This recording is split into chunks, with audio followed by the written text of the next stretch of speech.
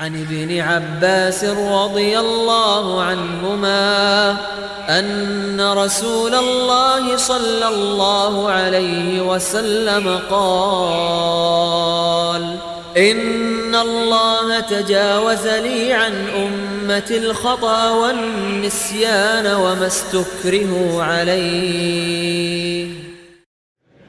بسم الله الرحمن الرحيم. الحمد لله رب العالمين ولا عدوان إلا على الظالمين والعاقبة للمتقين. اللهم صل وسلم وبارك على عبدك ورسولك محمد صلى الله عليه وسلم وعلى آله وصحبه وسلم تسليما كثيرا. Dear brothers and sisters, in this topic, when we're talking about Rahmah, when we're talking about Ar-Rahman, Allah subhanahu wa ta'ala tells us in the Quran something very, very important about the names of Allah subhanahu wa ta'ala that sometimes we misinterpret or we misunderstand. And many times when you don't speak Arabic or when you don't understand the language of the Quran, as you're reading through the names and the attributes of Allah subhanahu wa ta'ala, how many times have you come across a name in English that you didn't even understand? Like, what is this supposed to mean? Right? Or it's just duplication. Right? Allah is Ar-Rahman, Allah is Rahim, Allah is Ghafoor, Allah is Wadud, Allah is all of these things. And it'll be translated as, compassionate, merciful, merciful, merciful. And then you'll see all kinds of other words that you've never even heard and that you don't even use in your vocabulary. And Allah tells us in the Quran, وَلِلَّهِ الْأَسْمَاءُ الْحُسْنَى فَادْعُوهُ بِهَا. To Allah belong the most beautiful of names, so call upon Him with those names. Interact with Him with those names. And that's a very powerful thing, because if you really think about that, how are we supposed to interact with Allah subhanahu wa ta'ala and personalize our dua if we don't even know what His names truly mean? So then you come with, He's the most merciful, and we're buried in mercy. But then what is the difference between Rahman and Rahim? Because they come from the same word. Then where does Ghafoor come into play? Where does Halim come into play? What does Wadud mean? How do you bring all of this together?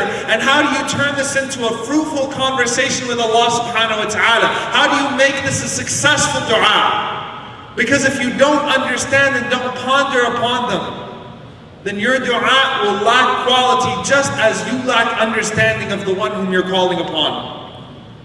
So it's extremely important for us to analyze each and every single name, and then to call upon Allah as He commands us in this verse, and as we see in the life of the Prophet sallallahu alaihi wasallam. أَنْتَ الْغَنِي وَنَحْنُ الْفُقَرَاءُ إِلَيْكَ. You are the one who is in no need whatsoever. You have no needs. You are self-sufficient, and we are in need of you. أنت القوي ونحن الضعفاء إليك. You are the one who is endowed with all strength and power, and we are the ones who are in need of you. We are the weak ones. We are the ones who have no strength. This is how you interact with Allah subhanahu wa ta'ala, understanding His names. So I just want to look at, from the few moments that we have, these names of Allah subhanahu wa ta'ala: Ar-Rahman, Ar-Rahim, Al-Ghafoor, Al-Halim, Al-Wadud. 5 names that I want you to take home with you tonight, and I want you to be able to call upon Allah subhanahu wa ta'ala with these names, and I want you to have a full understanding of them. You see, if you translate it as mercy, mercy can mean many things in the English language, and in fact, mercy can be devoid of love, right? If you see a cat on the road that's been hit by a car, and you go and you pick that cat off of the road and you throw him on the side, you committed an act of mercy. You showed an act of mercy to that cat, but that doesn't mean that you love that cat. And so saying Allah is most merciful, using the word mercy, is truly not enough to really convey the meaning of this beautiful name of Allah subhanahu wa ta'ala. And these 2 names that we are commanded to start every surah in the Quran, with the exception of one with. The name that we say, or the names that we pronounce as we leave our homes, enter our homes, begin our meals, at the end of our meals. And beginning every act of worship, and even acts that are not acts of worship. Allah wants us to consistently be reminded, Bismillahir Rahmanir Rahim. In the name of Allah, Ar-Rahman, Ar-Rahim. And if we look at the root of this word, we truly understand something. They both come from the word Rahmah. And in the Arabic language, the word Rahim refers to the womb, right? When you say Sillatul Rahim, connecting or establishing and upholding ties of kinship, you're talking about the womb. And so the scholars say something very beautiful about this. The strongest form of love that exists on the face of the earth is the love that a mother has for her child. It's not just mercy. It's a different type of love, right? You know, sometimes you would see a woman, when her baby starts crying, she starts crying too, right? And if you're a man, you think that's psychotic. You're like, what's wrong with you? But it's a whole nother form of love. And a mother will always be open to her child. A mother will always yearn for her child. It's the strongest form of love that exists, and that's why the Prophet ﷺ chose that incident to bring into light this beautiful name and attribute of Allah subhanahu wa ta'ala, the incident in which a woman ran between the ranks of the Sahaba as they were carrying their swords to find her child, and she grabbed her child, and when she grabbed her child, she started to suckle him, holding him so tight, and the Sahaba were in awe, and the Prophet ﷺ wanted to make light of this incident and said, you see that?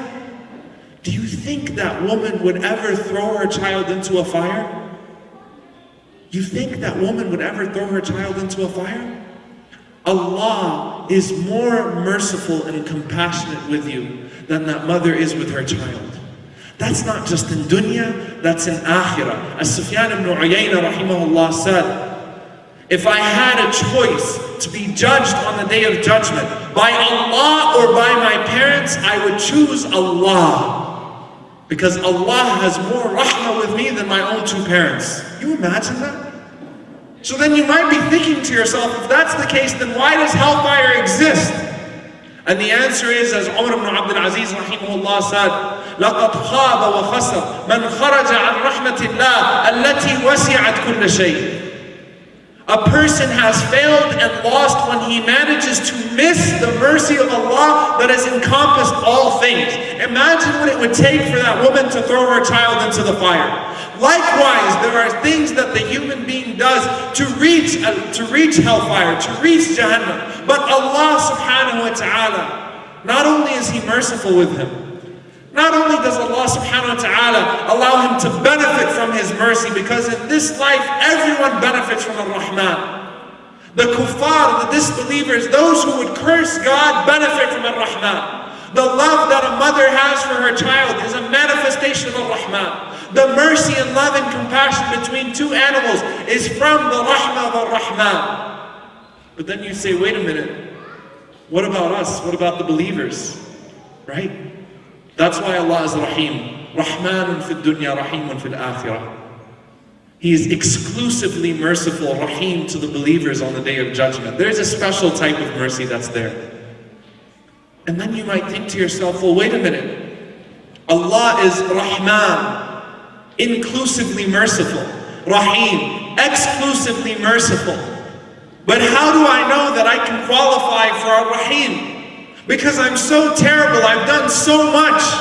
And you know, that's what the shaitan does to you. He comes to you before you commit a sin, and shaitan is your favorite mufti in the world. You don't need to look for any website.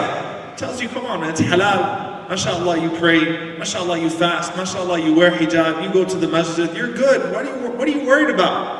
Shaitan tells you it's all good. And Allah is Rahman. Allah is Rahim. Shaitan reminds you Allah is Rahman, Rahim. And shaitan tells you how great you are. The minute that you commit the sin, shaitan tells you how vengeful Allah subhanahu wa ta'ala is and tells you how horrible you are. He completely flips the script on you. And so people end up despairing. It goes from a healthy fear, which is khashya, to an unhealthy fear, which is despair. What makes me think that I can enter into Jannah? I've committed all of these sins. Well, first and foremost, Allah is Halim. Allah is the one who's forbearing. And to truly understand that forbearance, imagine if Allah punished everyone right when they committed the sin. You imagine, right when you commit the sin, a lightning bolt comes and strikes you and you're dead. Imagine how that would be. Allah subhanahu wa ta'ala, if every single time a person cursed, if every single time a person committed zina, Allah subhanahu wa ta'ala went ahead and took him then. Allah punished him then and threw him into hellfire. Allah doesn't do that. Allah is Halim.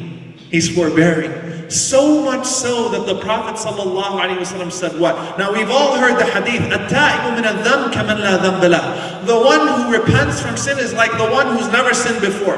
But there's a whole other level there. Rasulullah ﷺ says in the authentic hadith in al-Bayhaqi from Umama radiallahu anhu, that whenever a person commits a sin, Allah subhanahu wa ta'ala tells the angel on his left, hold your pen for 6 hours. Subhanallah. Don't even write it down. Give him a chance. You know, sometimes right when you commit a sin, you realize it right away, especially those who are close to Allah. Right? They feel that guilt sooner and with more severity. وَالَّذِينَ إِذَا فَعَلُوا فَاحِشَةً أَوْ ظَلَمُوا أَنفُسَهُمْ ذَكَرُوا اللَّهِ. Those who whenever they commit a sin, whenever they commit an act of disobedience, of open public sin, or any type of sin, they harm themselves. Right away, ذَكَرُوا اللَّهِ. They remember Allah and they say, oh my God, I can't believe I did that. فَاسْتَغْفَرُوا لِذُنُوبِهِمْ. So they immediately start to make istighfar. Allah subhanahu wa ta'ala didn't even allow that sin to be written down in the first place. Allahu Akbar. Allah is Halim. But wait a minute, what if the sin carried on? What if it carried on, and what if I didn't repent in 6 hours? What if I have a character flaw that's been destroying me for 10, 15 years? What if I've been committing the same sin over and over and over again? I understand the hadith about the 6 hours, but now I really have no hope. That's why Allah is Al-Ghafur. You know what Ghufran means? Ghafur means? It's literally to take a hot pot, you know, boiling water, and to cover it up in a way that not only does the water not come out, but it actually cools down. Allah covers it up for you. Forgive and forget. Subhanallah. That's how merciful Allah subhanahu wa ta'ala is. Allah is Ghafur. But you know what? What if Allah subhanahu wa ta'ala is out to get me? What if I've sinned so much? What if Allah just doesn't want to forgive me? You know, sometimes you find leaders that just quite frankly don't like you. What if Allah just doesn't like me? Well, that's why Allah is Al-Wadud. He's the most loving. Subhanallah. The Prophet ﷺ, he didn't just tell us that Allah will forgive and Allah is merciful and Allah shows pity. No, it's more comprehensive. Allah subhanahu wa ta'ala wants you and I to succeed. Allah subhanahu wa ta'ala is willing to overlook 50 years of sin for a day of obedience if a person died on that. Allah is willing to let it all go. And Rasulullah sallallahu alayhi wa sallam says something very beautiful. He says sallallahu alayhi wa sallam, if you were not to sin, Allah subhanahu wa ta'ala would remove you all and would replace you with the people who would sin so they could seek His forgiveness so He could forgive them. You know, they say the beauty of an artist, right? When someone claims to be an artist, it shows in his art, right? That's when you really know the beauty of the artist. You know, subhanAllah, Shaykh Yasir Rajas, hafidhullah, he said a very powerful story to me. He was telling me the story just last week about a man who committed a huge sin. Destroyed his family. Huge sin. And it was bad. It wasn't like I looked at a girl or I went out or I got caught. No, it was bad. Real bad. Shaykh Yasir says, I asked him, he said, do you know why Allah is Al-Ghafur?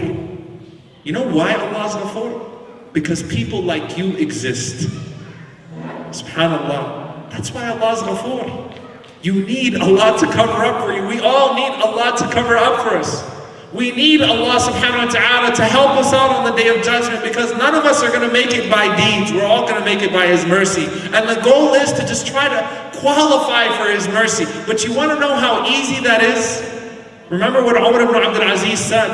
What a loser you are if you manage to miss the mercy of Allah subhanahu wa ta'ala. Let me tell you how easy it is. Rasulullah sallallahu alayhi wa sallam said that if someone has a good intention and he follows it up with a good deed, what does Allah subhanahu wa ta'ala write down for him? What does Allah write down for him?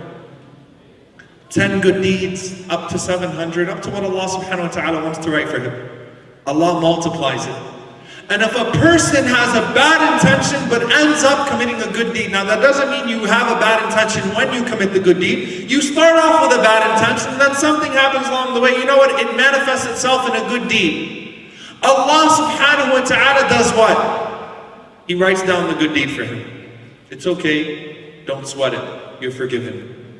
And then, now if you have a bad intention and you commit a bad deed, usually as human beings, do we reward more whenever people are generous with us, whenever people treat us in a way that they deserve reward, with rewardable behavior? Or do we punish more whenever people offend us? We multiply the anger, we multiply the punishment, right? You could have been good to a person forever. You could have treated that person with good manners. You messed up one time, I've never seen anything good from you. You're terrible. You've never treated me with love. You've never loved me. You've never done this. We always multiply punishment. We exaggerate the punishment. Allah does the total opposite. You have a bad intention, you commit the sin, Allah writes it down for you as a sin. Just one. And inshallah ta'ala, Allah is ghafoor. He can forgive it. He can cover it up. Now the last one, and this is just incredible. When a person has a bad intention, it doesn't manifest itself in a bad deed, right? He makes the intention to commit evil, but it doesn't manifest itself. What does Allah subhanahu wa ta'ala do? Somebody tell me, I know you guys are sleeping, somebody tell me, what does Allah do for that person? No, not only does He not write it down, Allah writes down a good deed for him. SubhanAllah.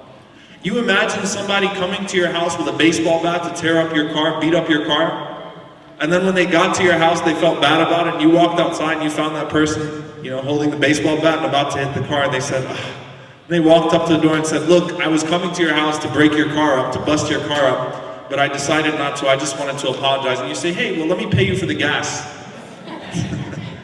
How much did you buy that bat for? Allah writes down a good deed for you. Allahu Akbar. How amazing is Allah? How loving is Allah? How merciful is Allah? How forbearing is Allah? How compassionate is Allah? SubhanAllah. And we see incidents in the seerah that we look over and over and over again, or a hadith that the Prophet ﷺ mentioned to us of stories. The man who killed 99 people. Think of the worst serial killer you've ever seen, right? Think of O.J. Simpson, for example. That's a really unrepentant guy, right? Killed his wife, got away with it, then wrote a book that said, if I would have killed my wife, this is how I would have done it. Wink, wink. Right? Imagine that guy coming up to a sheikh and saying, hey, you think I can get away with this stuff? This guy killed 99. And he went to a righteous person. And he said to him, not a scholar, he went to a worshiper, a good guy, rahib, someone who worshipped a lot. And he said, I've killed 99 people. Can I be forgiven? Do I have any chance? Or am I done for? And he says, you killed 99 people? Are you serious? You think you just say astaghfirullah, start over, it's done? Are you serious? Now the worshiper, he's worshiping Allah all the time. He's, subhanAllah, caught up in his own self. So the man has such a serious temper issue. Not only does he say, go away, or not only does he not, curse him out and just leave the masjid, or spit on him and punch him in the face, he kills him. That's how addicted he's gotten to killing. When you do a sin over and over and over again, it doesn't matter how severe the sin is. He killed the guy because he didn't like his answer. Understanding his situation. Then he went to a scholar, he said, look, I killed 100 people. The last one being, that righteous worshiper, the guy that was always in the masjid, I killed him too. Any chance? He said, yeah. No one's going to prevent you from being forgiven by Allah. Allah is ghafoor. But you need to go start your life over, right? Left the masjid, decided to go start his life over, died on the way. Now seriously, if it was any one of us judging that person, what would we say? He didn't change. Seriously? You're going to let go of 100 murders because he decided to start moving towards another land? He probably would have found a guy over there and said, hey look, I want to buy a house here. Got any real estate advice? No, I'm kind of busy. He probably would have killed him too. Guy had some serious issues with killing people. We wouldn't have forgiven him. We would have looked at him with a skeptical eye. But how did Allah subhanahu wa ta'ala look at him? When the angels came to Allah, we don't know what to do with this guy. This is a case that puzzles us. And Allah says, well, just measure the distance between the land he left and the land he went to. Had Allah stopped there and not said anything else, That is already incredible mercy, beyond human capacity, beyond what we could fathom. But Allah didn't stop there. The man was actually closer to the land that he left. And Allah struck the earth so that he could be closer to the land he was going to. Subhanallah. Wallahu yuridu an yatuba alaykum. Allah is a tawwab. Allah is a tawwab. The one who turns to you. Tawwab literally means, inaba is literally to turn to you. And subhanallah, some people came to Aisha radiallahu anha and they said to Aisha, how can we turn to Allah subhanahu wa ta'ala? How can we do tawbah to Allah subhanahu wa ta'ala? Aisha says, Allah turned towards you before you turn to Him just by you asking the question. فَتَابَ اللَّهُ عَلَيْهِمْ لِيَتُوبُوا. Allah says in the Quran, Allah turned to them so they could turn to Him. Subhanallah. That's Allah. That's who we've got. That's who's going to question us on the Day of Judgment. Isn't that amazing? Isn't that amazing? That's the one who's going to question us. That's the one who's going to look at me and who's going to say, here are the deeds that you've committed. That's who I have to face on the Day of Judgment. Alhamdulillah Rabbil Alameen. Because we learn in the seerah also of another man who did no good in his life. The Rasulullah ﷺ said that whenever the time of death came, then it occurred to him that, you know what, I've been messing up my entire life. So he told his children what? He said, burn me to ashes so Allah can't get me. I'm afraid of God. I don't want Him to get me. Just burn me to ashes. I've got no time left to repent. It's over with. I'm gone. Right? Burn me to ashes. And Rasulullah sallallahu alaihi wasallam says, so Allah subhanahu wa ta'ala would gather him up on the Day of Judgment and would say, oh my slave, why did you do that? And what would he say? خَشَيْتُكَ يَا رَبِّ. I was afraid of you, O my Lord. وَأَنْتَ أَعْلَمْ. And you know that. I was just afraid of you, O Allah. What was the answer of the Prophet ﷺ? What does Allah say back to him? Somebody tell me. What does Allah say back to him? So I can show you what you miss when you read over a hadith quickly. What did he say back to him? He forgave him, right? But it's even more powerful than that. Rasulullah ﷺ says, فَغَفَرَ اللَّهُ لَهُ بِذَلِكَ. Allah forgave him because he burned himself. Allah forgave him by virtue of the sin. Because Allah recognized his heart when he committed that major sin. Subhanallah. That's what we're dealing with. That's who's going to question us on the Day of Judgment. Allah wants you to turn to Him. Allah wants you to be forgiven. And in fact, Allah subhanahu wa ta'ala will give you every single chance. So much so that the Prophet ﷺ said, a person can make istighfar and tawbah to Allah until he starts foaming at the mouth. You know when you're dying and you're foaming at the mouth and you're not making sense anymore? Allah will forgive you until that moment. No matter what you've done. You can still be forgiven. And we even see that Fir'aun. Someone would say, well, what about Fir'aun? When did Fir'aun decide to make tawbah? Whenever the water was already in his lungs and he was drowning, then he said, Ashhadu an la ilaha illallah, ashhadu anna Muhammadan Rasulullah. You know what Ibn Abbas radiallahu anhu says? He says Jibreel alayhi salam. And who knows Allah better than Jibreel? Right? The angel that carries the message to all of the messengers. Who knows Allah better than Jibreel alayhi salam? Jibreel was afraid that Fir'aun, with all that he's done, still had a chance at being forgiven. So he went under the sea and he started kicking dirt into his mouth. That shows you. Jibreel, who knows Allah, he knows Allah was even capable of forgiving Fir'aun. Shaitan. And Imam Ibn al-Jawzi rahimahullah says something so powerful. Allah is so merciful that Shaitan, with all that he's done, on the Day of Judgment would think he has a chance. After making the challenge and all that, he would still think he has a chance. Because that's Allah. That's Ar-Rahman. That's Ar-Rahim. That's Al-Ghafur. That's Al-Wadud. That's Al-Halim. That's At-Tawwab. That's Allah. That's who we're dealing with. That's the one who judges us, not everybody else. That's the one who's going to look at us. And that's the one who recognizes even the smallest effort. You're trying. And sometimes we go to extremes, and many times we go to extremes. And Ali radiallahu anhu said, may Allah bless the scholar. The greatest faqih is the one who makes a person feel hopeful in Allah subhanahu wa ta'ala without giving him the concession to disobey him. You know, many times when we say, Allah is Ghafur Rahim, you don't tell a patient who's sick that go ahead and keep disobeying Allah because Allah is Ghafur Rahim. You need to remind yourself with the proper names at that moment. Sometimes you need to scare yourself, right? Sometimes you need to scare yourself and say, well, Allah is Ghafur Rahim, but Allah is also Azizun Dhu Intiqam. And when Ibrahim alayhi salam was speaking to his father and doing da'wah to his father, he says, Ya abati, inni akhafu an yamassaka adhabun min ar-Rahman fatakuna lish-shaytani waliya. I'm afraid punishment is going to come to you from who? You know, when you're trying to scare someone, you're not going to say, punishment's going to come from ar-Rahman. What are you going to say? Punishment is going to come from Al-Aziz. Punishment's going to come from Al-Jabbar.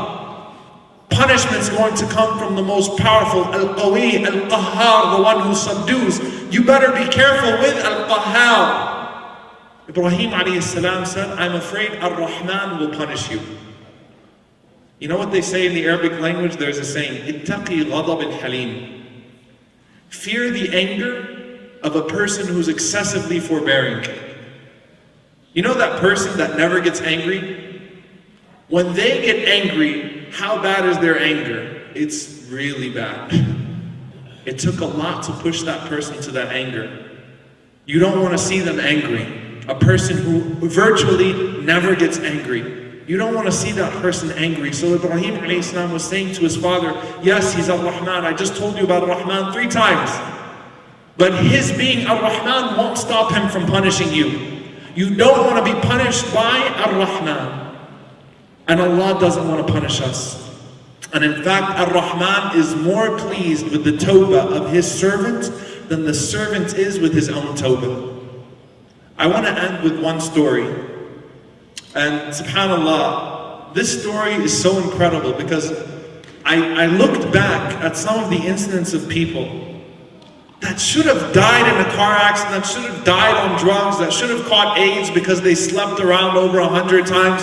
I've seen people like that, and Allah still gave them a chance. It's like, wow. Allah still gave that person a chance, right? Why did Allah care about him?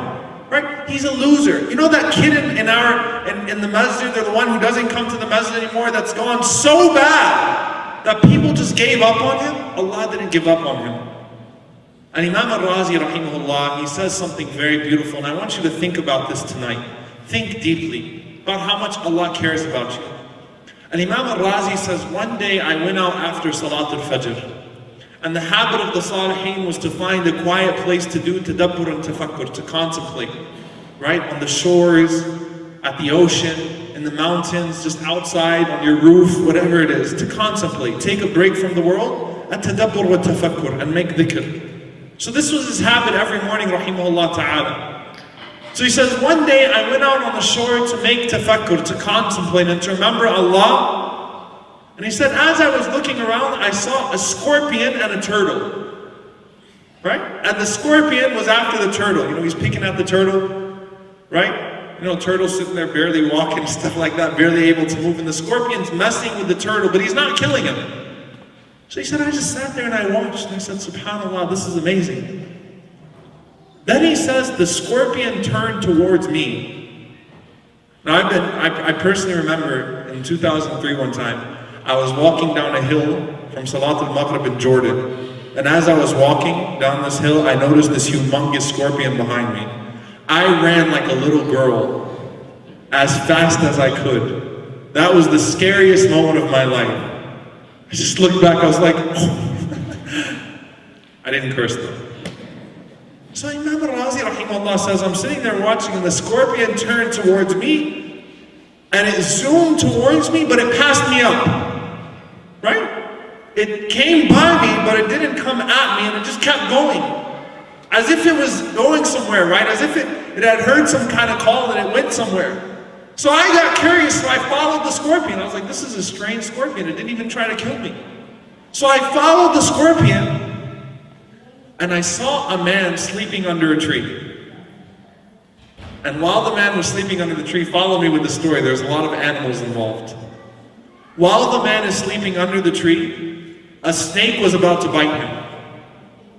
And as the snake was about to get him, and before I could even say anything, the scorpion jumped on the snake, it stung him, the snake died and the scorpion died. So the Imam al-Ghazali said, Al-Imam al-Razi rahimahullah, he goes, wow, Allah caused all of that to happen, right? Just so that man could be protected. Man, Allah loves His servants. He was so touched by that incident. Allah cared enough about him to make that happen. Now that in and of itself is incredible, right? Now if you're in his situation and you just saw that take place, you know that this man must be someone beloved to Allah. This must be a special person. This must be one of the awliya. So you want to know this person. You want to ask him, hey, make dua for me. I just saw this happen. So Imam al-Razi rahimahullah said, I went up to him, I woke him up, so that I could ask him to make dua for me, so that I could explain to him the incident. And when he woke up, his breath reeked of alcohol. He was drunk. Imam al-Razi said, Allahu Akbar. I thought this was some wali that Allah was protecting and sent all this, had all this take place. So he was disappointed, and he was obviously disappointed, and the man said, what's going on? Right? Hangover. What's going on? So Imam al-Razi told him the story. He said, well, I just saw the scorpion that was messing with the turtle and then came at me but passed me up and didn't hurt me, and ran towards a snake that was about to bite you and killed the snake and killed itself so that you could be protected. And I thought to myself, wow, Allah really loves this person. So I went to befriend the awliya of Allah. And the man started to cry. And he said, Allah did that for me? Allah did that for me? This pitiful servant, Allah cared that much about me. How many of us have woken up from a hangover? Allah cared that much about this pitiful servant. So this man made tawbah to Allah subhanahu wa ta'ala. As a result of that, فَأَصْبَحَ ذَلِكَ الرَّجُلْ مِنْ أَصْحَابِ الصَّفِّ الْأَوَّلِ. So he became one of the people that always prayed in the first line in the masjid.